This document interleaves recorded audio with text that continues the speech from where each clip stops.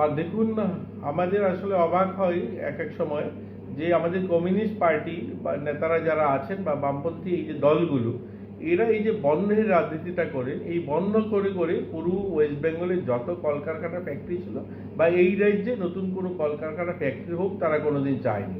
তারা শুধুমাত্র এই বন্ধ, আন্দোলন, সংগ্রাম, এই শব্দগুলো এই আন্দোলন করে করেই কিন্তু সমস্ত বন্ধ হয়েছে। বর্তমান সময়ে যে শ্রমকোড নিয়ে কথা বলছে তারা, এরা ভালো বা খারাপ সেগুলো কোনো বিবেচনা করেন না। এরা শুধুমাত্র যে ভালো হোক বা খারাপ হোক সরকারের বিরোধী আন্দোলন করতে হবে, বিরোধিতা করতে হবে, তার জন্যই তারা আন্দোলন করছে। এই শ্রমকোডগুলি যদি দেখুন, ব্রিটিশ ভারতে যে 29টা বা স্বাধীনতার পরবর্তী যে সময় শ্রমিকদের জন্য যে কানুন তৈরি হয়েছিল 29খানা, এগুলো বর্তমান সময় বর্তমান অর্থনৈতিক পরিস্থিতি বা বর্তমান যে আমাদের রাজ্য বা অন্যান্য রাজ্যের যে পরিস্থিতি, সেই পরিস্থিতিতে কলকারখানা ফ্যাক্টরি স্থাপন করা, উৎপাদন বাড়ানো বা কর্মসংস্থান বাড়ানো, সেই লক্ষ্যে এই সমস্ত পুরনো শ্রম নীতিগুলোকে কম্পাইল করে একসঙ্গে 4টা শ্রম কোড আনা হয়েছে। এবং বর্তমান শ্রম কোডগুলো এত সুন্দরভাবে সাজিয়েছে যে বিকশিত ভারত নির্মাণের লক্ষ্যে এবং আমাদের বর্তমান শ্রমিক স্বার্থে, শ্রমিকদের জীবনমান উন্নয়নের লক্ষ্যে এই শ্রম কোডগুলো নিয়ে আসা হয়েছে। যেমন শ্রমিকরা আগে কোনো কলকারখানা ফ্যাক্টরিতে কাজ করলে তাদেরকে বাধ্যতামূলক ছিল না অ্যাপয়েন্টমেন্ট লেটার দেওয়া, এখন কিন্তু বাধ্যতামূলক অ্যাপয়েন্টমেন্ট লেটার দিতে হবে।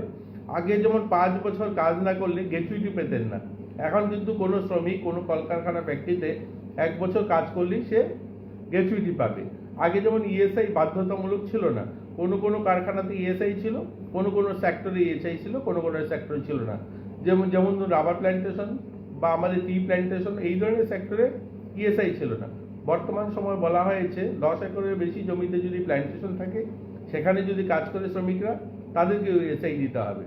আমাদের যেমন গিগ ওয়ার্কার, প্ল্যাটফর্ম ওয়ার্কার, এই গিগ ওয়ার্কার এখন একটা বড় সেক্টর, আগে এগুলো ছিল না। বর্তমান সময় গিগ ওয়ার্কার তৈরি হয়েছে, নতুন একটা কর্মসংস্থান, এদেরকেও কিন্তু এখন শ্রম আইনে আনা হয়েছে এবং আগেগুলো ছিল না।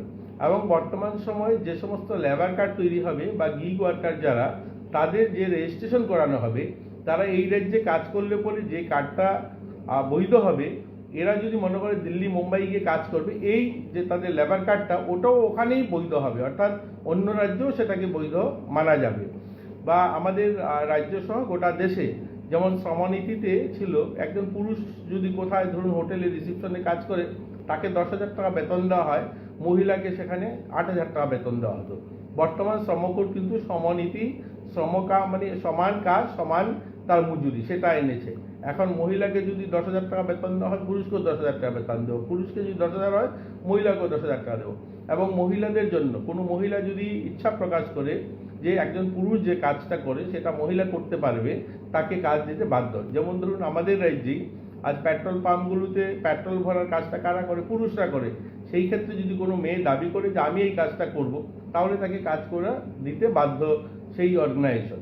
এরকম অনেকগুলো, আগে যেমন যাদের আমাদের ডিপেন্ডেন্ট, তার যে সংজ্ঞাটা ছিল, ধরুন কোনো ছেলে কাজ করে, তাহলে কি হবে? তার মা এবং তার বাবা এবং তার ছেলে সন্তান তার ডিপেন্ডেন্ট হবে।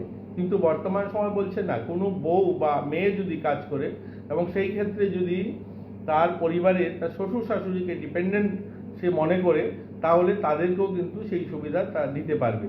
এই ধরনের সামগ্রিকভাবে যদি বলি, এই শ্রম কোড যেগুলো 4টা এসছে, এগুলো শ্রমিক কল্যাণে এবং বর্তমান সময়ের সঙ্গে তাল মিলিয়ে এগুলোকে নিয়ে আসা হয়েছে। বিরোধিতা কমিউনিস্টরা করছে, সিটুর বিরোধিতা করছে, তাদের বিরোধিতা করতে হবে, কারণ ভারতীয় জনতা পার্টি সরকার, বিজেপি সরকার যেহেতু এই শ্রম নিয়ম এনেছে, তার জন্য বিরোধিতা করতে হবে। আপনারা সকলেই জানেন, ইউপি গভর্নমেন্টে কমিউনিস্টরা শুধু উইথড্র করলো তাদের কাছ থেকে সমর্থন, আমেরিকার সঙ্গে ভারতের পরমাণু চুক্তি হয়েছিল। এদের সেই চুক্তিতে শ্রমিকের কি লাভ হলো বা শ্রমিকের কি লোকসান হলো, এতে কিছু আসে যায় না। শুধুমাত্র সরকারের বিরোধিতা করতে হবে, তার জন্য তারা এই সমস্ত আন্দোলন, হরতাল করে, তারা কোনোদিন শ্রমিক কল্যাণ হোক, শ্রমিকের ভালো হোক, তারা কোনোদিন চায় না।